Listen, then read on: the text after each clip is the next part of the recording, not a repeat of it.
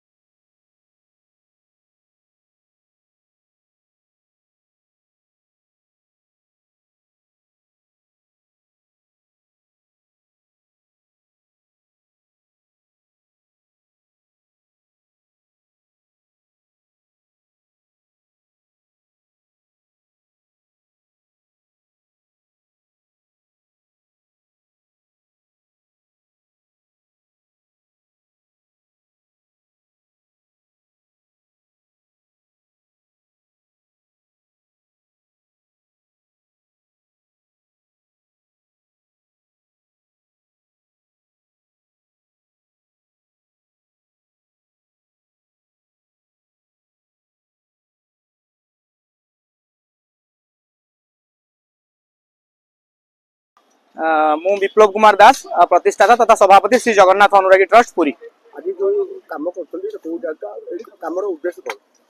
आज जगार बोधे परिचय आवश्यकता नहीं। अनंत कोटि ब्रह्मांडर जो श्रेष्ठतम स्थान कहले अत्युक्ति हेनी महाप्रभु जगन्नाथ अकारण करुणा वरुणा जो लक्ष्य शालग्राम को माड़ी बस श्रीक्षेत्र सिंहद्वार सम्मुख भाग जो गाड़ी पार्किंग कर स्थान हूँ से आ सफेई कथा कौन एक्चुअली से जगह एपे जराधीन अवस्था रही जो लोक मैंने परिस्रागार को बन सारे माने पार्किंग प्लेस को परिस्रागार में परिणत कर सारे। तो बुबू भाई आमर जो आप समस्त जानते जितेंद्र नारायण मिश्र आम भाई जहाँ प्रच्छद पटरे बहुत सहयोग रही गोटे आह्वान मैंने समस्ते प्राय एकजुट हो गोटे इनिशिएट नापी बाकी प्रशासनिक स्तर में यहाँ सुचारू रूप संपादन कर निश्चित यह फलप्रसू हो आशावादी। देखो पवित्र पुरी गर्व आमरी कथार तो कहले हबनी कार्य कर देखा पड़ो जमी मनीष खाली श्रेष्ठ बोली कहले हम श्रेष्ठत्व को प्रतिपादित करने को हम ठीक सेमती माने पवित्र पुरी गर्व आमरी स्वच्छ पुरी जो नारा आम दौचे चरितार्थ करने यही देखला हूँ से कथा मिछ बोली प्रमाणित हो तो से सफेई कर लोक सचेतनता जहाँफल कि गोटे देवस्थान मंदिर सम्मुख भाग तो से आम लोक मैंने परिस्रागार न बनी यहाँ गोटे स्वच्छ परिवेश माने परिवेश भितर माने रखु बोली आम गोटे वार्ता देवाई चाहूँ लोक मानू।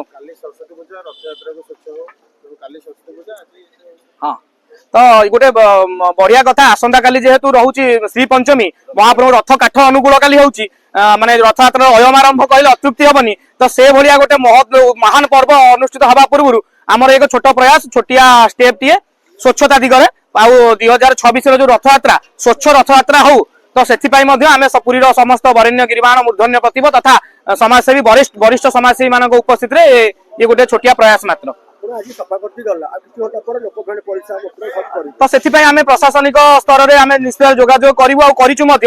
ଆଉ ଯଦି ସେଠି କିଛି ଆମର ପୋଲିସ ବ୍ୟବସ୍ଥା କିମ୍ବା ସିକ୍ୟୁରିଟିର ବ୍ୟବସ୍ଥା ଯଦି କରାଯାଆନ୍ତା କମ ସେ କମ ଲୋକଙ୍କୁ ଟିକେ ଜଣେଇ ଦେଲେ ଲୋକମାନେ ଏଠୁ ଯାଇ ଟଏଲେଟ କୁ ଯିବେ। ଆଉ ଏଠି ବି ଯଦି ଟଏଲେଟର ମଧ୍ୟ ବ୍ୟବସ୍ଥା କରାଯାଆନ୍ତା ତାହେଲେ ହୁଏତ ବି ଏ ସମସ୍ୟା ଉପୁଜନ୍ତାନି। ତ ଇଏ ତ ପରବର୍ତ୍ତୀ ଅବସ୍ଥାର କଥା, ତେଣୁ କାହାକୁ କହିବା ଆଗରୁ ନିଜେ କରିବାଟା ହିଁ ଶ୍ରେୟସ୍କର। ତେଣୁ ଆମେ କହିବାକୁ ନୁହଁ, ଆମେ କରିବାକୁ ବିଶ୍ୱାସ କରୁ, ସେଥିପାଇଁ ଆମେ স্টেপ টি আଜି নেলু। কারণ এটি অপরিষ্কার হওয়া ফলে দেখুন বহুত গুড়ে মানে নিশা দ্রব্য বোতল সব পড়িছে, আপনার পছরে দেখবে বহুত অপরিষ্কার রয়েছে। তো আমি স্বচ্ছতা আগ নিজ আড়ু আরম্ভ করুଛୁ, বাকি জগন্নাথ মহাপ্রভুଙ୍କ ইচ্ছা তেଣିକି ଯାହା ହବ।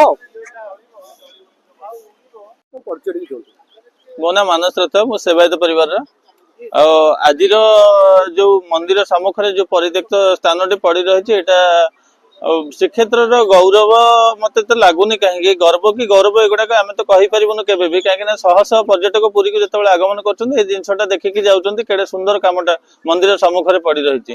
ପୂର୍ବ ସରକାର ହୁଅନ୍ତୁ ବା ବର୍ତ୍ତମାନ ସରକାର ହୁଅନ୍ତୁ, ଯେକୌଣସି ଆଲୋଚନା କରିକିରି ଏଟାକୁ ତୁରନ୍ତ ଭାବେ ସମାଧାନ କରନ୍ତୁ। ପ୍ରୋଜେକ୍ଟ ଯଦି ନ ହେଲା ନାହିଁ କିଛି ଅସୁବିଧା ନାହିଁ, କିନ୍ତୁ ଯୋଉ ଡାଲାକୁଲା ଧରି ଯୋଉ ବ୍ୟବସାୟୀ ମାନେ ବସୁଛନ୍ତି ରୋଡ ଉପରେ, ସେମାନଙ୍କୁ ଏଇ ଜାଗାଟାକୁ ସମତୁଲ କରି ସେମାନଙ୍କୁ ଏଇ ଜାଗାର ଦାୟିତ୍ୱ ବର୍ତ୍ତମାନ ଦିଆଯାଉ। ଯେବେ ପ୍ରୋଜେକ୍ଟ ଆରମ୍ଭ ହବ ତାପରେ ଆପଣ କଣ ହବ ଇଏ ହବ ସେ ଅଲଗା କଥା, କିନ୍ତୁ ଏମିତି ପରିତ୍ୟକ୍ତ ପଡି ରହୁଛି। ଏଇ ଯୋଉ ଭଳିଆ ଲୋକ ପରିଶ୍ରା କରିକିରି, ଆଜ୍ଞା ଦେଖନ୍ତୁ ଏଇଠି ଗୋଟେ ଜିନିଷ ହଉଛି, କୋଉ ବ୍ରାଣ୍ଡର ମଦ ବୋତଲ ମନ୍ଦିର ସାମ୍ନାରେ ପଡିନି ଆପଣ ଦେଖିପାରିବେ। ଯୋଉ ବ୍ରାଣ୍ଡ ଖୋଜିବେ କୋରା ମଦ ଯାହାକୁ ଦେଖିବ ମାନେ ପୁରା ଯେମିତି ଲାଗୁଛି କି ପୁରୀ ପୁରା ନିଶାଡି ପୁରା ଆଡରେ ପୁରା ଜମି ଯାଇଛି ପୁରୀ। ତ ସେଥିପାଇଁ ଆମେ ଅନୁରୋଧ କରୁଛୁ, ଯୋଉ ମାନ୍ୟବର ସାଂସଦ ଅଛନ୍ତି, ପୁରୀ ବିଧାୟକ ଅଛନ୍ତି, ଏମପି ଅଛନ୍ତି, ସମସ୍ତଙ୍କୁ ଆମେ ବିନତି ଅନୁରୋଧ କରୁଛୁ ଯେ ଏଇ କାମଟାକୁ ତୁରନ୍ତ ମନ୍ଦିର ସମ୍ମୁଖଟା ଯେହେତୁ ଆପଣଙ୍କୁ ଯେତେବେଳେ ପୁରୀର ଲୋକ, ଆପଣ ପୁରୀ ମାଟିରେ ଜନ୍ମ, ଆପଣଙ୍କୁ କେମିତି ଏଇଗୁଡାକ ଦେଖାଯାଉଛି, ଆପଣ ତ ଏଇ ରାସ୍ତା ଦେଇକି ଅନେକ ଥର ଯାଉଥିବେ। ଯୋଉ ମନ୍ତ୍ରୀ ମାନେ ବି ଆସୁଛନ୍ତି ସମସ୍ତେ ଏଇ ରାସ୍ତାକୁ ଥରେ ଦେଖନ୍ତୁ। ମନ୍ଦିର ସମ୍ମୁଖରେ ଏଇ ଜାଗା କଣ ହେଇକି ଥିଲା, ବର୍ତ୍ତମାନ ଭଙ୍ଗା ହେଇକି ଜରାଜୀର୍ଣ୍ଣ ଅବସ୍ଥାରେ ତ ପଡିଛି। ତାପରେ ବି ଲୋକଙ୍କର ଯୋଉ ଭଳିଆ ଝାଡା ପରିସ୍ରା ଏଇଠି ପୁରା ମାନେ, ଆଉ ଲୋକ ଗୋଟେ ଆସିଲେ ପୁରୀରୁ ବଢିଆ ଗୋଟେ ସୁନ୍ଦର ବାର୍ତ୍ତା ନେଇକି ଯିବ। ଏଇଟା ଗୋଟେ ସ୍ୱଚ୍ଛ ପୁରୀ ଗର୍ବ ଆମରି ବାରମ୍ବାର ନାରାର ଗୀତ ବାଜୁଛି, କିନ୍ତୁ ମତେ କାହିଁ ଗର୍ବ କି ଗୌରବ ଏଗୁଡାକ କିଛି ଦେଖାଯାଉନି ଏଇ ଜିନିଷଟା। ଆଉ ମନ୍ତ୍ରୀ ବିଧାୟକ ଯୋଉମାନେ ପୁରୀରେ ଅଛନ୍ତି, ସାଧାରଣ ଜନତା ଲୋକମାନଙ୍କୁ ମୁଁ ଅନୁରୋଧ କରୁଛି ଏଇଟା ତୁରନ୍ତ ଏହାକୁ କାର୍ଯ୍ୟକ୍ରମ କରାଯାଉ। ଯୋଉ ରାସ୍ତା ଉପରେ ବାରମ୍ବାର ଏନଫୋର୍ସମେଣ୍ଟ ଅଫିସର ଆସି ଡାଲାକୁଲା ଧରି ବସିଥିବା ଦୋକାନୀ ମାନଙ୍କୁ ଯୋଉ ଉଠେଇକି ବାରମ୍ବାର ଇଏ କରୁଛି, ସେମାନଙ୍କୁ ହୁଏତ ଏଇ ଜାଗାରେ ଦାୟିତ୍ୱ ଦେଇଦଉ, ଏ ଜାଗା ହେଲେ ବଞ୍ଚିଯିବ, ଇଏ ହେଇକି ରହିବ। ଏଟା ମନ୍ଦିର ସମ୍ମୁଖରେ ତେଣୁ ନିଜକୁ ଖରାପ, ଆମକୁ ଖରାପ ଲାଗୁଛି ସେବାୟତ ହିସାବରେ, କିନ୍ତୁ ଅନ୍ୟମାନଙ୍କୁ କେମିତି ଖରାପ ଲାଗୁନି ସମସ୍ତେ ଦେଖି ଆଖି ବୁଝି ଦେଇ ପଳଉଛନ୍ତି ଅଜଲ୍ଲା ଭଳି। ଆମେ ଅନୁରୋଧ କରୁଛୁ ଏଇଟା ତୁରନ୍ତ କାର୍ଯ୍ୟକାରୀ ହେଇଯାଉ।